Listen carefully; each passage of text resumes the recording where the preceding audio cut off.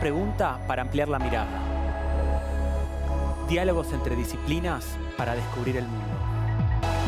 Con vos que estás ahí, en tu casa, en las aulas, con los y las docentes. Nuevas formas de conocer, otros modos de aprender. Seguimos educando.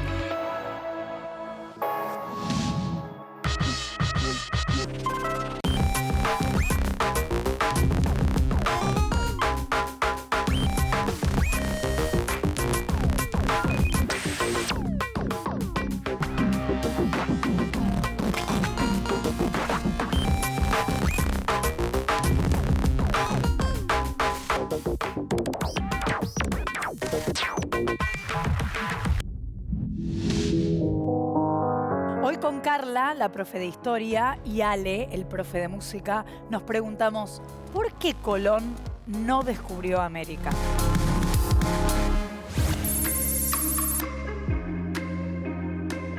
Los pueblos originarios que conozco son esquimales, iroqueses y mayas. Los pueblos originarios de América que conozco son los incas, los mayas, aztecas, quechuas, los mexicas, guaraníes, mapuches. Conozco los incas, los mayas, los aztecas, los guaraníes y los diaguitas. Conozco los aztecas. Los elementos que me llaman la atención son las ropas que usaban y las vasijas. Me interesa mucho como la alfarería, las cosas de cerámica que hacen, cómo hacen sus platos, sus cubiertos, las armas. Me llaman la atención sus armas, sus vestimentas y los utensilios que usaban, como ser sus vasijas y los cuchillos. Sí, a mí me gusta cuando tiene la lanza para atrapar a su comida. Las ruinas de Machu Picchu pertenecen a un poblado inca que ha sido construido en el siglo XV y estuvieron escondidas durante mucho tiempo. El Machu Picchu era una ciudad construida por los incas en el siglo XV, antes de la llegada del Colón. Actualmente ahora está en Perú y es un lugar turístico. Las ruinas del Machu Picchu era la ciudad o el imperio de los incas y fue construido en el siglo XV. Los nativos, cuando llegaron los europeos, sintieron miedo al ver que ellos han entrado en sus tierras. Sintieron miedo, como curiosidad, no sabían que eran humanos, mucho respeto también. Pienso que sintieron mucha curiosidad y un poco de miedo ante la llegada de nuevos humanos a América. Y miedo, terror, miedo a no entenderlo y a no saber su idioma. Terror, miedo.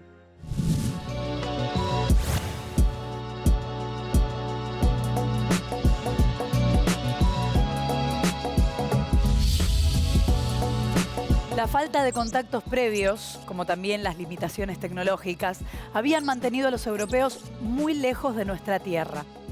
Quienes habitaban en este continente desde miles de años atrás no sabían nada sobre ellos. Pero una nueva ruta para llegar a las Indias y a sus riquezas se volvió imprescindible para satisfacer las necesidades de las clases más acomodadas de Europa. Para ir al oriente, Colón propuso navegar en sentido contrario. Y una cultura muy diferente empezó a acercarse a nuestra tierra a bordo de esas embarcaciones. Los sonidos de América estaban a punto de ser interferidos. Extrañamente, ellos creyeron haber llegado a un extremo del mundo que ya conocían. Pero durante mucho tiempo, la historia nos dijo que Colón descubrió un nuevo mundo. ¿Qué hay detrás de esa idea de descubrimiento? ¿Por qué hablamos sobre un nuevo mundo quienes estamos en un continente que tiene millones de años? La comunicación cultural entre Europa y América no resultó muy fluida. Solo una voz fue escuchada e impuso su discurso sobre la otra. ¿Pudo la música ancestral precolombina abstraerse de esa imposición? ¿Fueron asimiladas las prácticas musicales de los nativos en la musicalidad resultante? Hoy vamos a indagar sobre Colón, sobre las razones que lo impulsaron a zarpar y sobre sus logros como navegante. Pero no queremos perder de vista a quienes estaban acá, donde estamos nosotros, que son una parte de la historia tan importante como la otra. Tal vez, luego de recorrer este programa, podamos pensar mejor por qué Colón no descubrió América.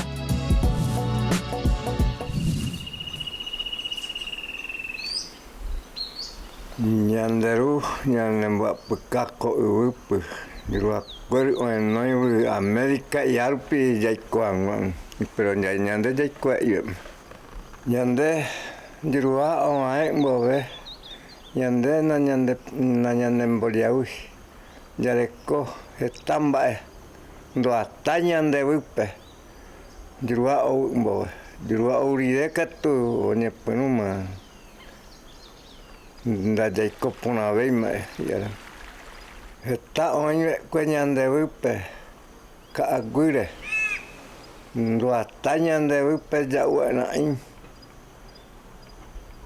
iwa bare de icho era mingua pirara minguando hasta cueñan de upe an que tu era mi ndo acuerdo uma Nyande jai kuang ai nyande ru moi kue hai kulte ma ita panyande ki nyande ba una morive nyande de coche era yo acuerdo o agüe o de a po 500 años nyande de coai que pague nyande de japeten boria ira mi nyande de agüe an pe era mi o in Tenían la yapay Jacob hipótesis.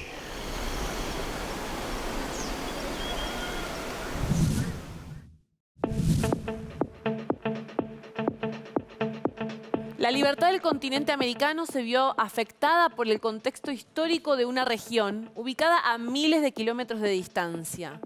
Europa vivió durante el siglo XV una importante recuperación en su economía.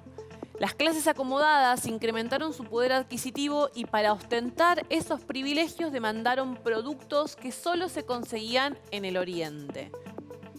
Sedas, porcelanas y piedras preciosas formaban parte de los bienes de lujo con los que se engalanaba la nobleza, mientras que distintas especias como el clavo, la canela y la pimienta eran imprescindibles para la conservación de sus alimentos. El mar Mediterráneo era clave para el comercio y se integraba a la legendaria Ruta de la Seda, que conectaba desde hacía siglos a Europa con el Oriente. Pero este camino se volvía cada vez más complicado. Las odiseas terrestres limitaban la capacidad de traslado, el gran número de intermediarios encarecía los productos y cada viaje parecía interminable. Para dificultar aún más esta ruta, en 1453 cayó el Imperio Romano de Oriente en manos de los turcos y se interrumpió el contacto de europeos con los puntos donde tradicionalmente se venía abasteciendo. Había que lanzarse hacia el océano y encontrar rutas alternativas para llegar a las Indias. España y Portugal ocupaban un territorio privilegiado para la navegación del mismo. Aprovechando los avances náuticos de la época, profundizaron las exploraciones ultramarinas que habían comenzado un tiempo atrás. El Reino de Portugal empezó a explorar cada vez más hacia el sur de África y a finales del siglo XV Vasco da Gama consiguió bordear el continente, cruzar el Océano Índico y alcanzar las costas de Calcuta. La ruta marítima hacia Indias, rumbo al este, se había conseguido. Mientras tanto, un navegante genovés desarrolló una propuesta diferente y muy osada. Cristóbal Colón pretendía llegar a Oriente navegando en dirección contraria. Eso no solo representaba una aventura desde lo geográfico, también desafiaba la cosmovisión de la época. La idea de que la Tierra era plana seguía dominando gran parte del pensamiento europeo. Además, viajar hacia el oeste implicaba desafiar las leyendas de un mar poblado por monstruos y seres fantásticos. Colón intentó primero convencer a los portugueses para que invirtieran en su empresa, pero ellos estaban enfocados en seguir bordeando África. Para la corona de Castilla, sin embargo, la idea de Colón era un riesgo que valía la pena correr.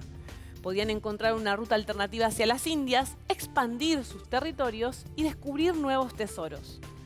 En abril de 1492, los Reyes Católicos y Colón firmaron las capitulaciones de Santa Fe.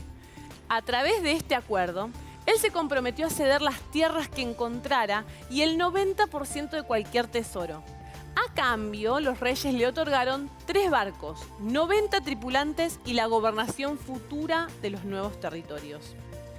El 2 de agosto de 1492, Colón y su flota partieron desde Puerto de Palos. Se detuvieron en las Islas Canarias, donde repararon las naves y se aprovisionaron. Reanudaron la travesía el 6 de septiembre de ese mismo año. Sin mujeres ni religiosos a bordo, surcaron el Océano Atlántico hacia lugares jamás explorados.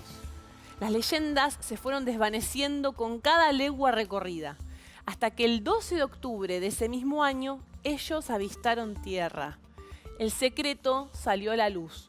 Un continente enorme siempre había estado ahí, a salvo de las ambiciones de la nobleza europea.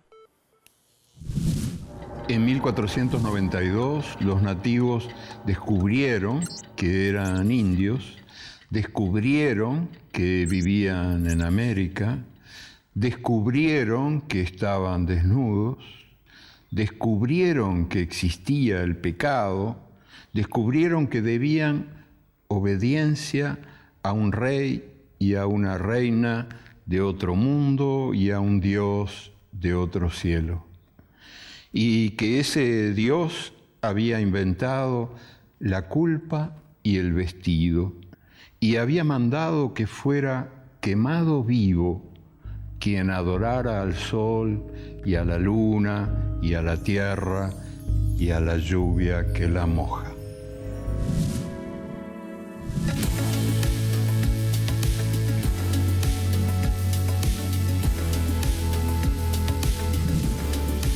A los 41 años, Cristóbal Colón alcanzó el logro más importante de su vida. Llegó a tierras desconocidas por los europeos, tan desconocidas que creyeron haber llegado a Asia. ¿Por qué Colón estaba tan seguro de que iba a encontrar una nueva ruta de acceso a Oriente? Durante el siglo XV, el Renacimiento impulsó un cambio importante en las estructuras de pensamiento. Las expediciones ultramarinas, encabezadas por España y Portugal, respondieron al deseo de explorar el mundo más allá de lo conocido. La vuelta a la racionalidad científica de los mapas, iniciada por los griegos, y la convicción de que la Tierra era redonda, que se hacía cada vez más fuerte, también impulsaron a los navegantes más aventureros. Pero nadie se había alejado tanto de las costas, mucho menos en dirección de las peores leyendas. Algo se había despertado en él un tiempo atrás y no pudo detenerse hasta comprobarlo. En los mapas de Ptolomeo, a los que él era afín, Asia aparece mucho más extensa, incluso cubriendo las zonas que ocupan América y el Océano Pacífico. Pensaba que Asia estaba más cerca de lo que realmente estaba. Y según las palabras que dejó Colón en su diario, también se apoyó en una idea religiosa presente en la Biblia de Esdras. El profeta Isaías sostenía que la Tierra era redonda y que la distancia en dirección oeste entre Europa y Asia era muy corta. A esas ideas, Colón le sumó algo muy personal e intuitivo. 10 años antes de partir, él había explorado las costas africanas. En la zona del Golfo de Guinea, mirando hacia el oeste sobre el océano, sintió que había tierras no muy lejos de ahí. Pero no fue solo ese el pálpito. Él desarrolló cálculos exhaustivos para justificar sus planes y estaba completamente equivocado. Le erró ni más ni menos que por un continente. Según sus cálculos, Asia se encontraba a 78 grados al oeste de España, es decir, a solo 6.280 kilómetros desde las Islas Canarias. Y llamativamente, esa es la distancia exacta que recorrió desde las Islas Españolas hasta las Islas Bahamas en América. Por obra de la casualidad, Colón pensó que su teoría era acertada y sintió que sus cálculos habían sido perfectos. Se debe haber sentido genial en ese momento. Qué bien que estuve, ¿no? Pero seguro que se sintió ridículo cuando le avisaron que le faltó incluir un continente. Nadie le avisó que se equivocó, porque nadie lo sabía. Colón murió creyendo haber llegado a Asia. La comprobación de que ahí había otro continente demoró muchísimo tiempo. Y si bien es cierto que sus cálculos eran incorrectos, nadie estuvo más cerca que él de reconocer la forma real del mundo. Hay que pensar que ellos arribaron a una zona insular de Centroamérica repleta de islas. ¿Y ahí se quedaron Colón y los marineros o se volvieron enseguida a Europa a anunciar su descubrimiento de estas islas? En Bahamas permanecieron pocos días, pero antes de volver siguieron aún más hacia el oeste. El 27 de octubre arribaron a lo que hoy es Cuba, a la que Colón bautizó como Juana. Esa era una isla mucho más grande que las otras y ahí permanecieron por más tiempo. Recién en diciembre llegaron a una nueva isla, a la que llamaron La Española.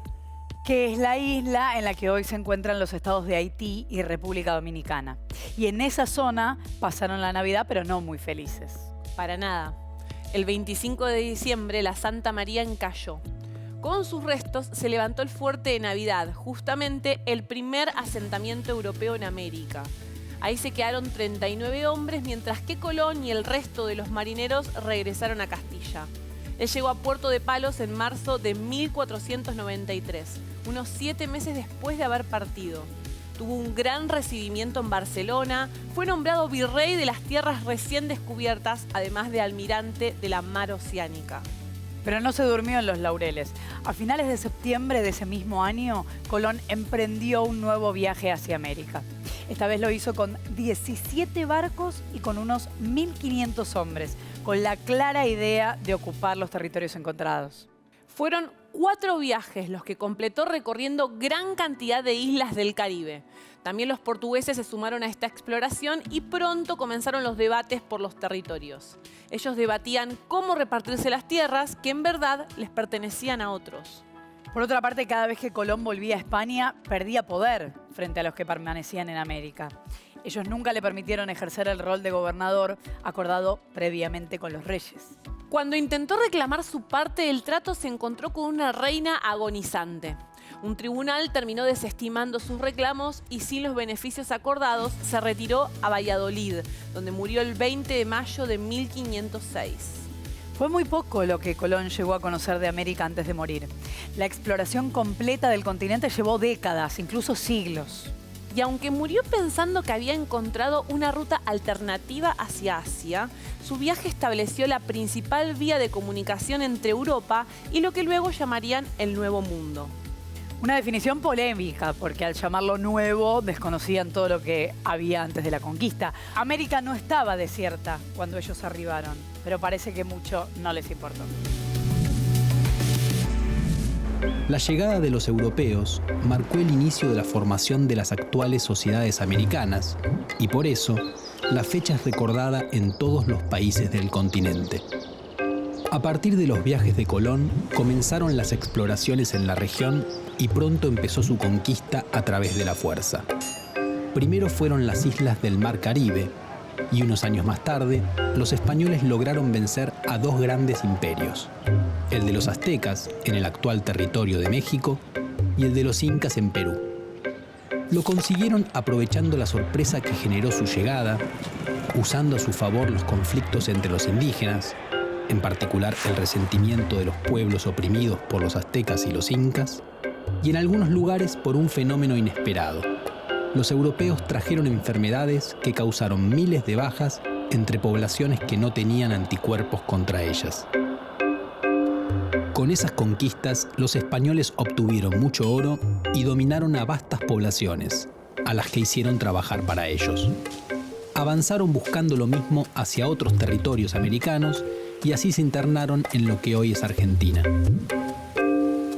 En esas tierras existía una enorme diversidad de pueblos, como los pehuenches, tehuelches y onas en la Patagonia, los querandíes y pampas en la región pampeana, los guaraníes, chanatimbúes y guaycurúes en el litoral y el Chaco, los lules y tonocotés en la Mesopotamia santiagueña, los comechingones en las sierras cordobesas y los huarpes en Cuyo. En la zona que hoy es el noroeste argentino había mayor densidad de población.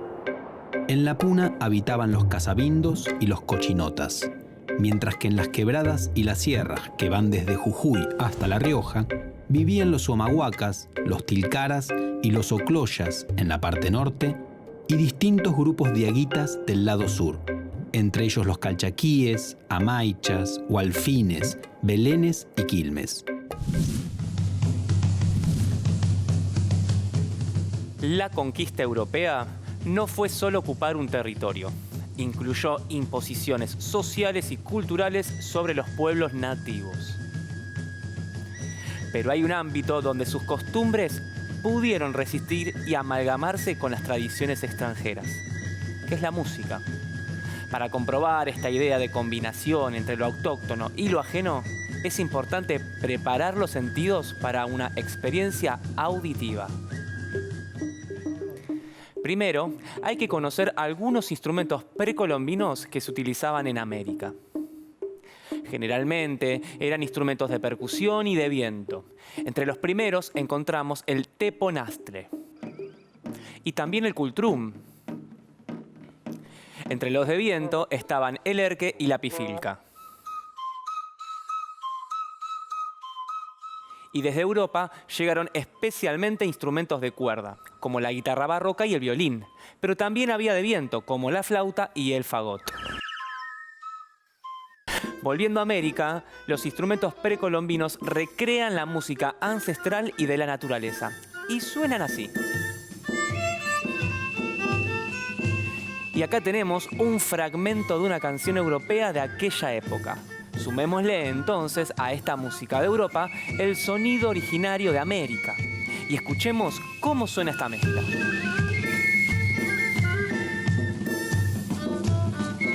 Esta experiencia, que podemos hacer fácilmente gracias a los recursos tecnológicos, hace alusión a los primeros procesos de transculturación entre nativos y jesuitas.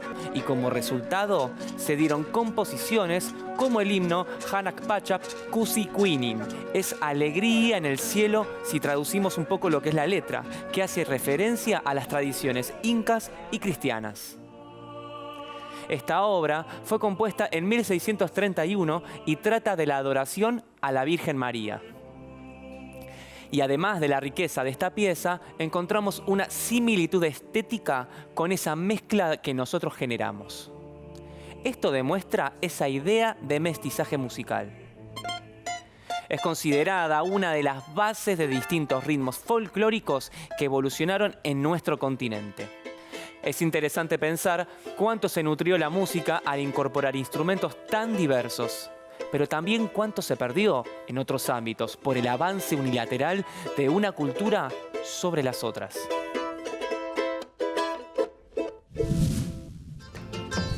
En el huayno, la influencia española tiene que ver con la introducción de la guitarra y las guitarrillas que se generaron en América, ¿no? Como por ejemplo el charango, y tiene que ver con las coplas en español, sobre todo, fundamentalmente en el sentido que tenía, que se transforma en una música ahora popular, una música para danzar, para conquistar, para festejar, y probablemente en la época de los incas casi siempre estaba asociada a una cantidad de rituales, ¿no? Y de símbolos que tenía que ver con sacralizar lo cotidiano. Esa es la diferencia.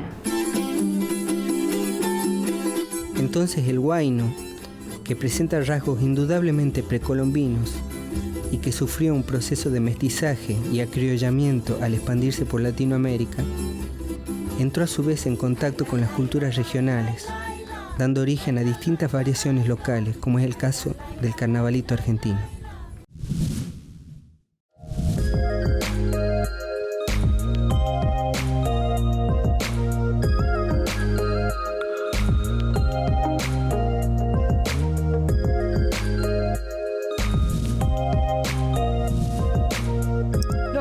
Los viajeros que conocieron América fueron por mucho tiempo el único contacto que los europeos tuvieron con nuestro continente. Se publicaban en forma de crónica y se las conoce como crónicas de Indias. Para los historiadores resultaron fundamentales para reconstruir parte del pasado y tener algún acercamiento a muchas culturas originarias que desaparecieron con la conquista. Entre las más conocidas están Historia General de las Cosas de la Nueva España, redactada por el fray Bernardino de Sahagún, y la obra del fraile Bartolomé de las Casas, llamada Brevísima Relación de la Destrucción de las Indias. Son relatos sobre la vida en América desde una mirada europea cercana a la religión. Leerlas en el presente requiere atender a esta condición para poder interpretarlas de la mejor manera. Hoy vamos a conocer esta práctica y a proponerles que la incorporen a sus rutinas. ¿Qué es una crónica? Una crónica es la narración de un suceso real ocurrido en un momento determinado. Su función es informar, pero también entretener. Por eso Gabriel García Márquez la definía como un cuento que es verdad. Tiene más recursos literarios que una noticia, porque el autor aporta su visión y sus habilidades narrativas para volverla interesante. Entre sus características principales tenemos que una crónica es un texto sobre un acontecimiento real, usa descripciones para situar a los lectores en el ámbito de la noticia, se propone crear la sensación de estar ahí y tiene un orden cronológico. Hay un antes, un durante y un después. Para avanzar en su escritura pueden seguir los siguientes pasos. Paso 1. Pensar un tema. Primero, pensar en un tema. Es conveniente elegir algo que les permita una redacción cronológica y que sea un interés compartido por la sociedad. Por ejemplo, ¿cómo es vivir en cuarentena? Pueden acotarlo a una semana o a un mes y elaborar una construcción periódica para ese relato. Paso 2. Buscar información. El siguiente paso es buscar información sobre el tema elegido. Si es un hecho que vivimos y que por ende conocemos, como el ejemplo que dimos, la búsqueda de información puede ayudar a ampliar nuestra mirada sobre el tema y aportar recursos para incorporar a la crónica. Pensemos que puede ser leída por alguien que no vivió ese contexto y tener información precisa puede ayudar a transmitirlo. Saber qué es el COVID, cómo ingresó al país y qué normas tomó el Estado ayudaría a contextualizar nuestro ejemplo. Paso 3. Titular cada entrada. Titular cada entrada, cada escrito, es otro paso que favorece la escritura. Esto nos lleva a pensar previamente qué es lo que voy a contar sobre ese día, qué es lo más saliente y puede guiar el relato hacia un fin específico. En nuestro ejemplo podría ser Día 1, gestos con barbijo. También el título puede ser una cita a otro texto o una pregunta que se responde en el texto que sigue. Paso 4, escribir en primera persona. El siguiente paso o consejo es escribir los textos en primera persona. De esta manera se reflejan mejor nuestras emociones y se enriquece este tipo de narración. Caminaba por una calle vacía, ella venía de frente con un barbijo enorme y colorido, nos miramos a los ojos, lo suficiente. Yo le sonreí mucho, pero no pude distinguir si ella me respondía de la misma manera. A lo mejor se estaba mordiendo un labio, demostrando antipatía, y hablarle en ese momento me pareció ridículo. Pensé en lo inútil que es sonreírle a alguien usando un tapabocas, es como guiñar un ojo usando lentes de sol. Paso 5, lenguaje sencillo. El lenguaje sencillo es otra cuestión que favorece a estas narraciones. Oraciones simples, no muy largas, sin pretender ser metafórico o demasiado poético, le aportan agilidad, algo que el lector suele buscar en este tipo de relato. Paso 6. Corregir. El último de estos pasos posibles es la corrección. Releer y reescribir es una de las claves de cualquier texto, incluso la reescritura. Para muchos autores constituye la verdadera escritura. Es cuando se afianza lo que se propuso y el texto termina de convertirse en eso que queremos decir. Además, los editores de textos digitales ofrecen correctores ortográficos que resultan muy útiles y que pueden evitarnos errores que no lucen muy bien. También pueden agregar alguna imagen, foto, dibujos, lo que crean que aporta su relato. Esta crónica que ustedes generen puede ser un documento válido para futuros historiadores y un conjunto de crónicas elaboradas con sus compañeros y compañeras de clase podría convertirse en las crónicas de un aula en cuarentena.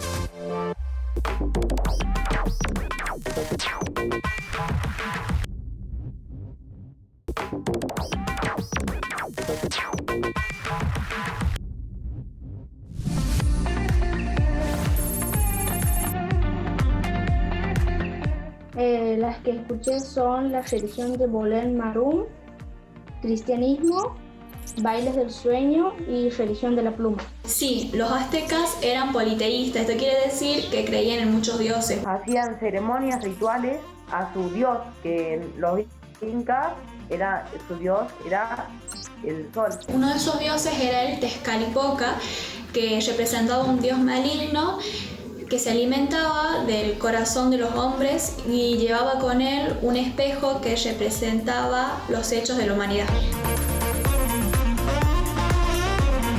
Creo que son los instrumentos que se crearon antes de la colonización. Los instrumentos musicales precolombinos son la ocarina, la flauta de pan, el cencerro y el tambor. Creo que los instrumentos precolombinos son como los que son percusión, como el bongo. Y la flauta, la trompeta, el tambor.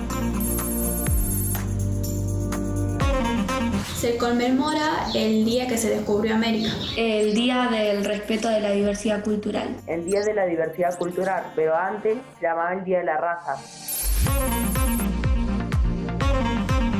Porque la palabra raza es como una palabra muy despectiva y discriminadora para las personas de distinto color de piel. Pienso que se dejó llamar el Día de la Raza para darle más valor a las diversas culturas de América. Porque une a todos esos, a todo el mundo, y por eso así se llama.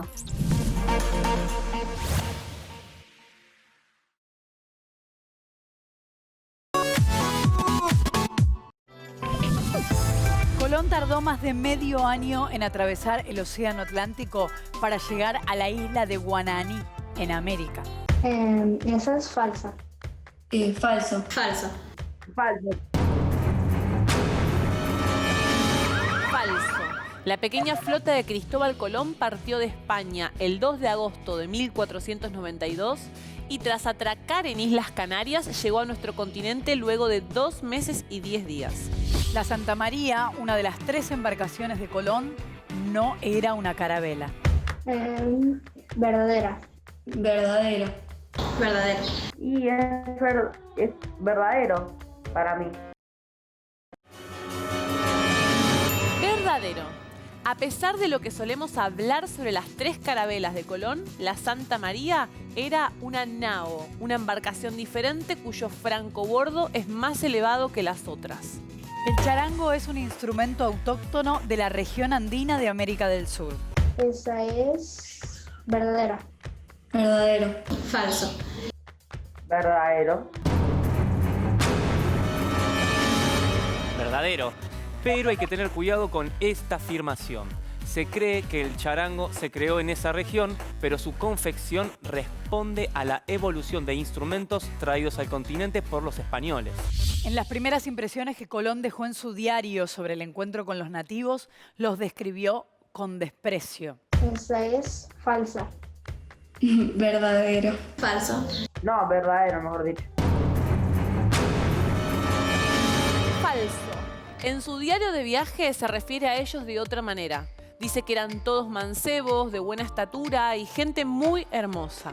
La música europea no incluía elementos de percusión antes de conocer los instrumentos autóctonos de América. Esa es falsa. Verdadero. Falso. Verdadero. Eso es falso, porque la música europea ya contaba con gran variedad de elementos de percusión antes de su llegada a nuestro continente. Sí es cierto que la sonoridad de esta región tenía una impronta diferente e influyó en muchos ritmos posteriores. Cristóbal Colón llegó a bordo de la Santa María, pero volvió a Europa en otra embarcación. Verdadera. Verdadero. Verdadero. Sí, es falso. Verdadero. La Santa María era el barco en el que viajaba Colón, pero encalló cerca de las costas de Isla La Española y tuvo que volver en otra de sus embarcaciones. La provincia de Misiones lleva su nombre recordando las misiones evangelizadoras realizadas por los europeos. Verdadera. Verdadero. Verdadero. Verdadero. Verdadero. El nombre recuerda a los pueblos jesuíticos, ya que en esa provincia se establecieron 12 misiones que agruparon especialmente a los guaraníes. Las ruinas de esos templos funcionan actualmente como centros turísticos. El viaje de Colón les demostró a los europeos que la Tierra era redonda. Falsa. Falso. Verdadero. Y yo creo que verdadero. Falso. Colón lo creyó porque él pensó que estaba en Asia. De esa manera demostraba que se podía dar la vuelta al mundo yendo hacia el oeste. Pero no estaba en Asia, sino en América. Llegar a Oriente tomando esta dirección contraria demoró unos cuantos años más.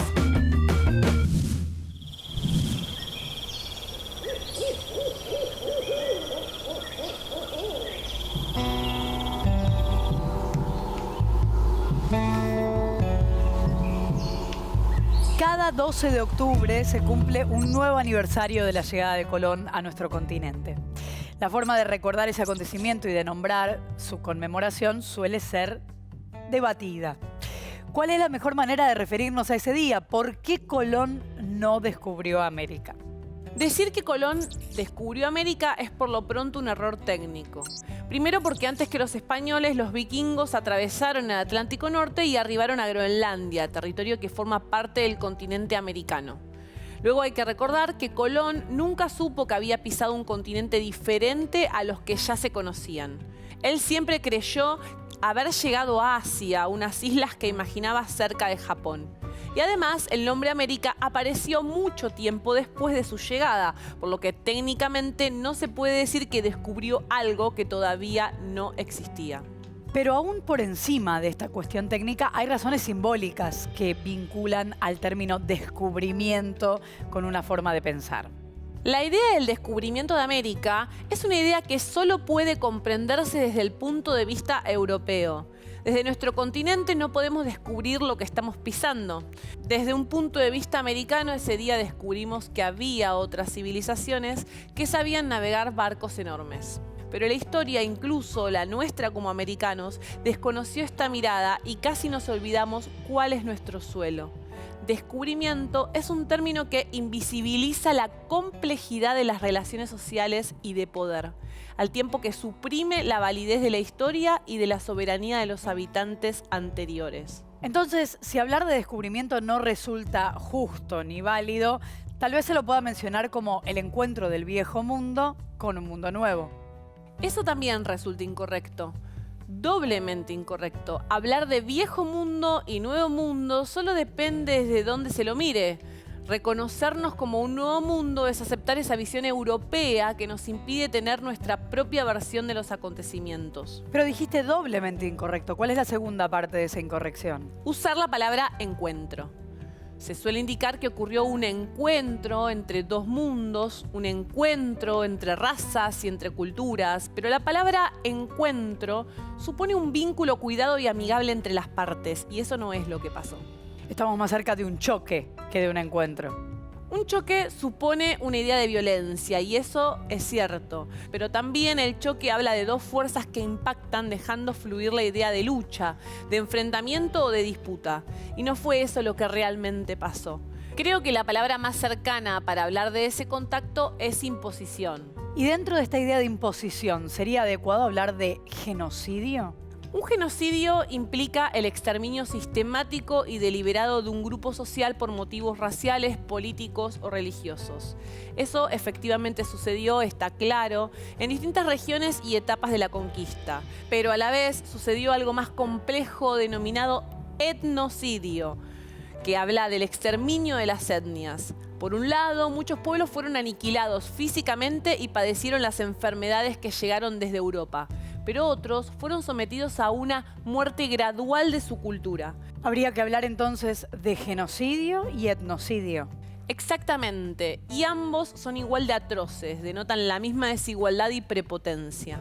Nuestro continente quedó desnutrido de conocimientos y costumbres que existían antes de la llegada de los europeos. Pero aún algo de eso tan valioso habita en los pueblos originarios que siguen luchando contra el capitalismo. El capitalismo en muchos aspectos ejerce un etnocidio. Atropella a las etnias para explotar distintos recursos y para imponer su lógica. Y a diferencia de lo que pasó con la conquista española, el mundo no es el mismo que antes. La manera de ver al otro se supone que cambió. Para la mentalidad europea de aquella época, la expansión territorial justificaba la barbarie. Pero con todo lo que deberíamos haber aprendido del pasado, resulta más difícil de digerirlo en la actualidad. Cuando los europeos empezaron a explorar América, sintieron que la estaban descubriendo. Le quitaron entonces algo que la cubría, como si hiciera falta, y modificaron la forma de nuestro continente para siempre.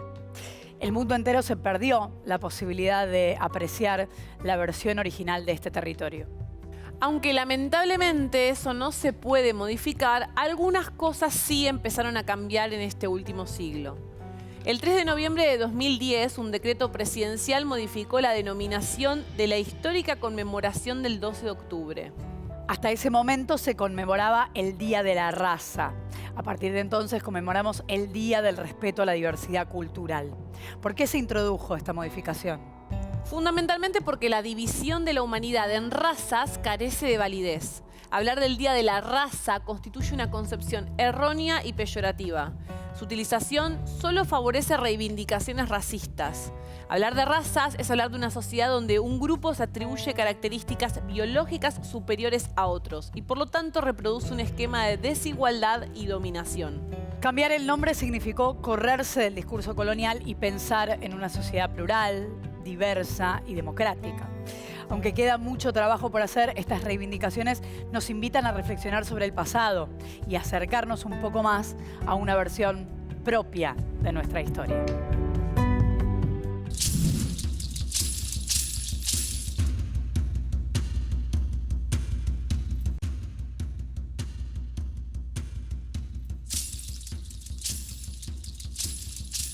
La llegada del hombre blanco a América, del europeo, implica instalar un conjunto de presiones, de ejercicios del poder, compulsiones. Cada una va a acumularse sobre las otras como un efecto intensificador y progresivo. Y quizá la primera de ellas, la que debemos mencionar, es la ocupación sobre el territorio, que ahora va a ser disputado por un nuevo pueblo, el europeo, muy aguerrido y que trae un concepto que no existía en América: la propiedad privada.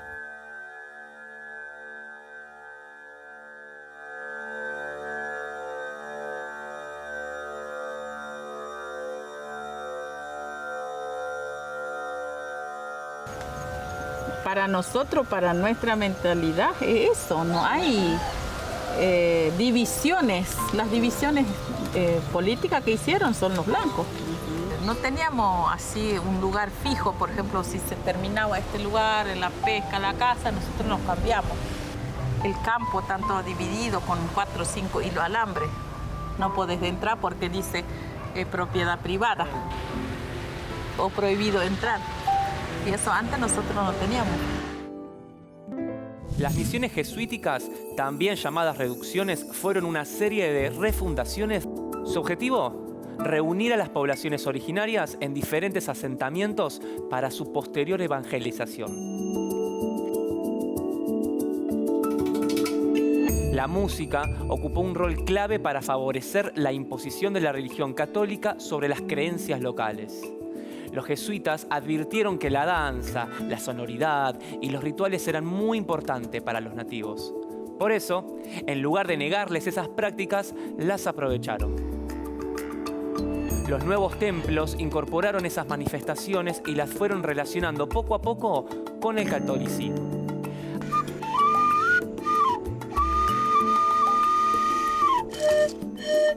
Además, los misioneros entendieron que si armaban grandes coros y orquestas para celebrar las misas, se podía fomentar la sensación de alegría y así favorecer el acercamiento hacia su religión. Para eso, debieron transmitirles el lenguaje musical, capacitarlos en la elaboración de instrumentos y enseñarles a copiar las partituras. Dentro de estas celebraciones religiosas se mezclaban elementos de la sonoridad local y la música europea. Es decir, que el proceso de interpretación musical no debe verse como una simple asimilación de la estética europea, sino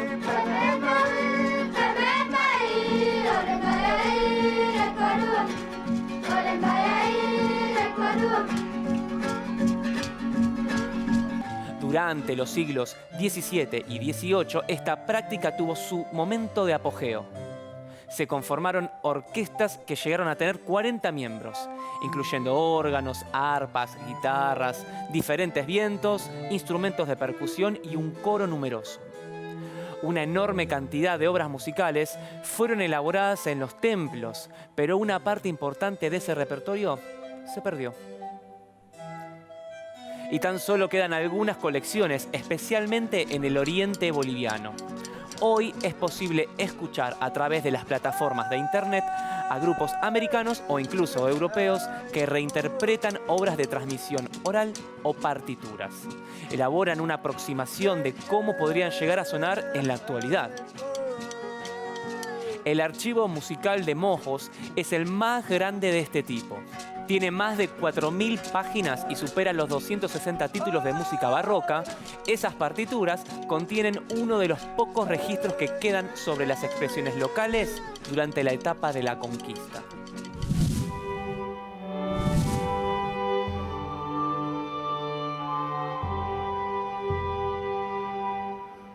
El repertorio que nosotros encontramos en nuestro archivo es muy variado. Lo mismo encuentras piezas corales, que instrumentales, que coro y orquesta, que ensambles variados, y te permite jugar también con la creatividad. No es que estas partituras estén completamente escritas. De hecho, ninguna la tocamos tal cual está escrita en la partitura. La partitura para nosotros es una referencia. Obviamente ese es un concepto no solamente renacentista, sino barroco, de tomar la partitura como una referencia y luego orquestarla, arreglarla, adornarla. Mira, es muy bonito ver cómo los indígenas buscan sus maneras de escribir donde sea, ¿sabes? Si tienes un documento, puedes tener en el anverso de la hoja pues un documento de bautizo, un certificado de bautizo, y ellos utilizan muchos reversos de documentos, de cartas personales, para poder copiar.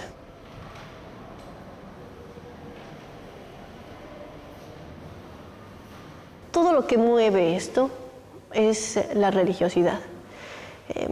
Hay una razón mucho más poderosa que la música, que es la que ha preservado estas partituras y estos cantos hasta el día de hoy, que es la gran fe que tienen estos pueblos, ¿no? Si ellos no hubieran considerado sagrada la música, no la hubieran preservado. Esta es una razón por la cual también han seguido copiando los documentos, que eran documentos musicales, partituras, que ellos ya no entendían.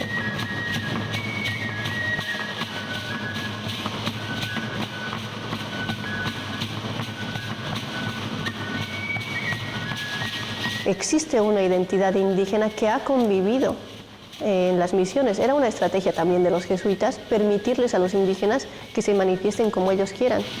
Simplemente que le han cambiado la función. Por ejemplo, la danza más característica de nuestra zona, que es el machetero, era una danza guerrera, pero que al volverse católicos, pues se convirtió en una danza religiosa. Todas las fiestas religiosas, además de ser un acontecimiento social, es un acontecimiento cultural y musical donde se mezclan las tendencias europeas como nativas. Y ahora mismo, en la actualidad, lo puedes ver, los taitas, los abuelos tocando en la iglesia, ahora con los nuestros, con los chicos jóvenes, con las nuevas generaciones acompañándoles. Y fuera del templo están bailando los macheteros, todos en función de una fiesta religiosa.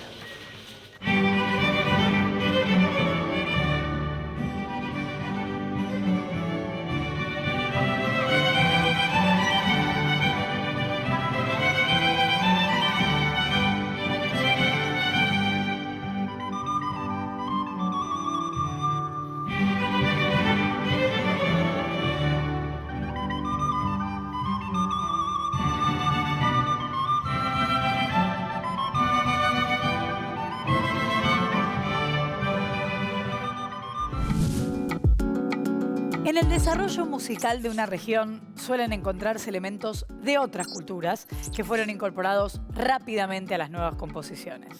En el ADN de la música es posible detectar una diversidad étnica que no se encuentra en todos los lenguajes artísticos.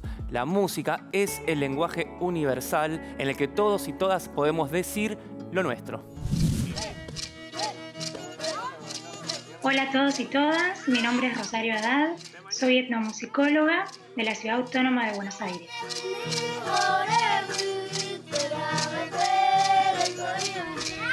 Los elementos sonoros prehispánicos tenemos algunos ejemplos como los cantos colectivos, los cantos en ronda, los cantos con caja del noroeste argentino, el quenco como un timbre o inflexión en la voz que la escuchamos en las gahualas.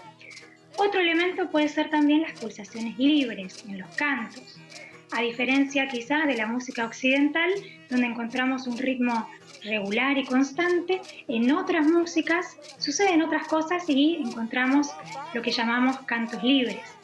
También, y algo que está presente en los 5 continentes, son las escalas pentatónicas.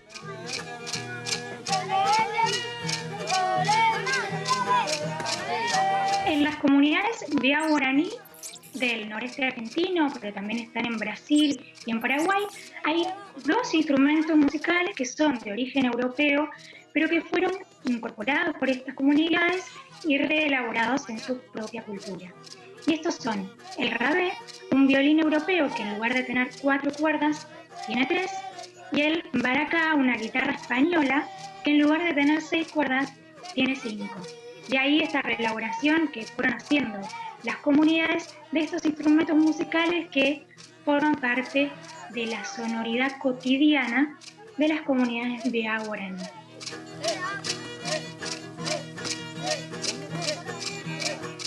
Bueno, la música es una forma de expresión que está presente en todas las culturas.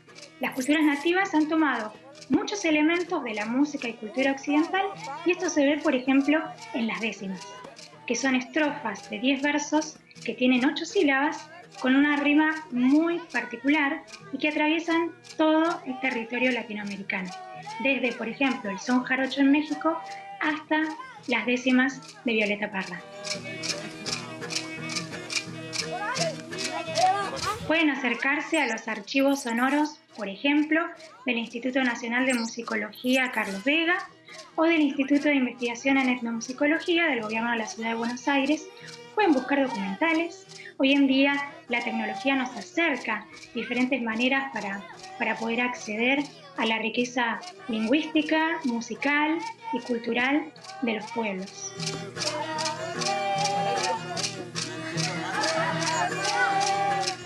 Bueno, en la conformación de un Estado nacional, la música forma parte de ese proceso. Y en nuestro país hubieron varios compositores de música académica que se dedicaron en esos años a componer. Un ejemplo de esto es la Vidalita de Williams, que es una vidalita andina compuesta por Alberto Williams en 1909.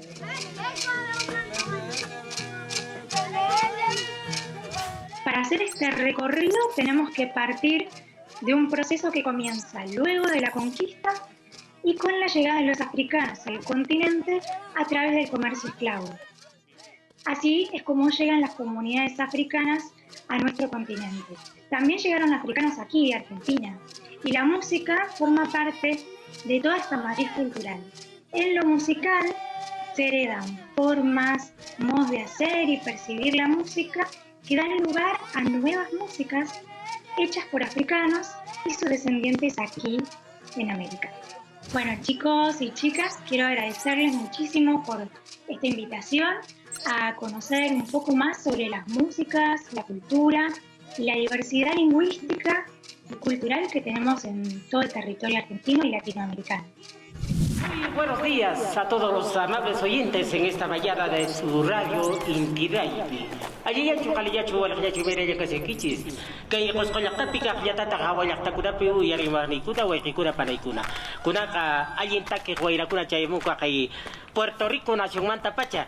Paykuna sutikmi calle 13. Y las patas vemos taquita pomanchis. Chaytaki sutikmi Latinoamérica. Uyarikusunchis. Cancunapa.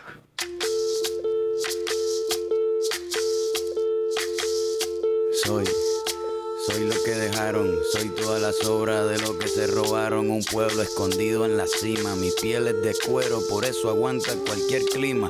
soy una fábrica de humo, mano de obra campesina para tu consumo. Frente de frío en el medio del verano, el amor en los tiempos del cólera, mi hermano. El sol que nace y el día que muere, con los mejores atardeceres. Soy el desarrollo en carne viva, un discurso político sin saliva. Las caras más bonitas que he conocido, soy la fotografía de un desaparecido. La sangre dentro de tus venas, soy un pedazo de tierra que vale la pena una canasta con frijoles. Soy Maradona contra Inglaterra, anotándote 2 goles. Soy lo que sostiene mi bandera, la espina dorsal del planeta en mis cordilleras. Soy lo que me enseñó mi padre, el que no quiere a su patria, no quiere a su madre. Soy América Latina, un pueblo sin pierna pero que camina. Oye, tú no puedes comprar al viento, tú no puedes comprar al sol, tú no puedes comprar la lluvia, tú no puedes comprar el calor, tú no puedes comprar las nubes, tú no puedes comprar los colores, tú no puedes comprar mi alegría, tú no puedes comprar mis dolores, tú no puedes comprar al viento, tú no puedes comprar al sol, tú no puedes comprar la lluvia, tú no puedes comprar el calor, tú no puedes comprar las nubes, tú no puedes comprar los colores, tú no puedes comprar mi alegría, tú no puedes comprar mis dolores. tengo los lagos, tengo los ríos, tengo mis dientes pa' cuando me sonrío, la nieve que maquilla mis montañas, tengo el sol que me seca y la lluvia que me baña, un desierto embriagado con peyote, un trago de pulque para cantar con los coyotes, todo lo que necesito. Tengo a mis pulmones respirando azul clarito, la altura que sofoca. Soy las muelas de mi boca, mascando coca, el otoño con sus hojas desmayadas, los versos escritos bajo la noche estrellada, una viña repleta de uva, un cañaveral bajo el sol en Cuba. Soy el mar Caribe que vigila las casitas, haciendo rituales de agua bendita, el viento que peina mi cabello. Soy todos los santos que cuelgan de mi cuello, el jugo de mi lucha no es artificial porque el abono de mi tierra es natural. Tú no puedes comprar el viento, tú no puedes comprar el sol, tú no puedes comprar la lluvia, tú no puedes comprar el calor, tú no puedes comprar las nubes, tú no puedes comprar los colores, tú no puedes comprar mi alegría, tú no puedes comprar mis dolores. Não se pode comprar o vento, não se pode comprar o sol, não se pode comprar a chuva, não se pode comprar o calor, não se pode comprar as nuvens, não se pode comprar as cores, não se pode comprar minha alegria, não se pode comprar minhas dores. Não puedes comprar el sol, no puedes comprar la lluvia. Y no amor, vamos pronto y nado, vamos dibujando el sol. No puedes comprar mi vida, no se vende. Trabajo bruto pero con orgullo, aquí se comparte, lo mío es tuyo. Este pueblo no se ahoga con marullo, y si se derrumba yo lo reconstruyo. Tampoco pestañeo cuando te miro para que te recuerdes de mi apellido. La operación Cóndor invadiendo mi nido, perdono pero nunca olvido. Oye, Vamos caminando, aquí se respira lucha. Vamos caminando, yo canto porque se escucha. Vamos, voces de desahogo. Vamos caminando, aquí estamos de pie. ¡Que viva la América!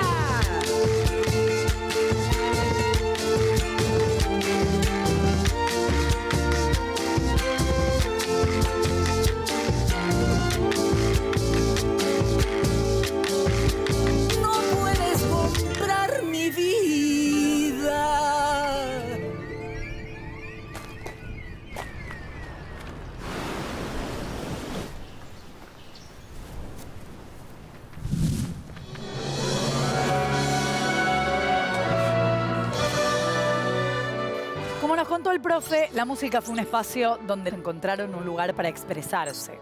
Hoy sigue siendo un elemento muy potente en ese sentido. A través de la música podemos decir lo que sentimos, denunciar lo que creemos injusto o proponer una reflexión.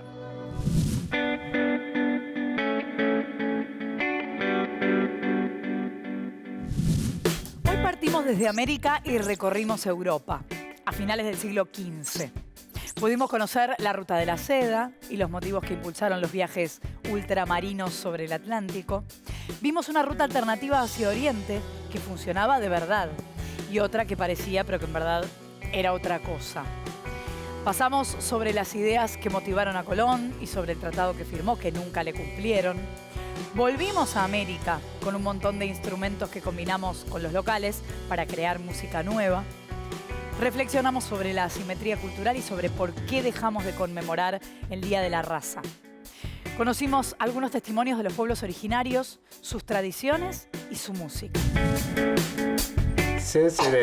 Caray. Y mi documento, pues, como era Luis Martínez.